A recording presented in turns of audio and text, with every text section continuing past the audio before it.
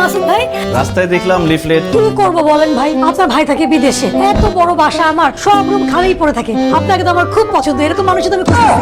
বাসায় কোনো সমস্যা নেই তো ভাবি? 24 ঘন্টা কারেন্ট থাকে, ফ্রিজ আছে, এসি আছে, আপনি খালি আপনার শরীর নিয়ে আসবেন, আর আমি তো রান্না বান্না করি, মজার মজার রান্না করবো, একসাথে খাবো। বাহ ভাবি, এত ফ্যাসিলিটিস একসাথে। আচ্ছা ভাবি, বাসায় আর কে কে থাকে?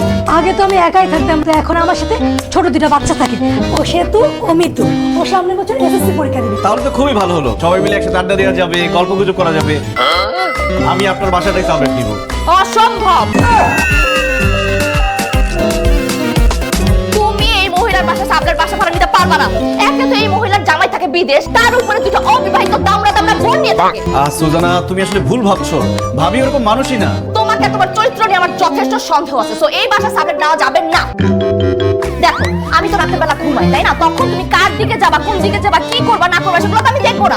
না না না ভাই, আমি এই রিস্কে যাইতে পারবো না। তুমি এখানে সাবলেট নিতে পারবো না, বাস। একা থাকবেন, বউ গ্রামের বাড়িতে পাঠিয়ে দিবেন, এই জন্য আমি রাজি হয়েছিলাম। এই মহিলা কি, বউ নিয়ে থাকলে সমস্যা কি? বউ নিয়ে থাকলে কেন বাসা ভাড়া দিবেন না? কারণ আপনি একটা ঝগড়া, একটা ফালতু মহিলা। ওরে হারাম জাদি, আমি ঝগড়াটা, আমি ফালতু আর তুই কি? তুই ফালতু, তোর বাবা ফালতু, তোর দুই বোন ফালতু, তোর যত গোষ্ঠী ফালতু।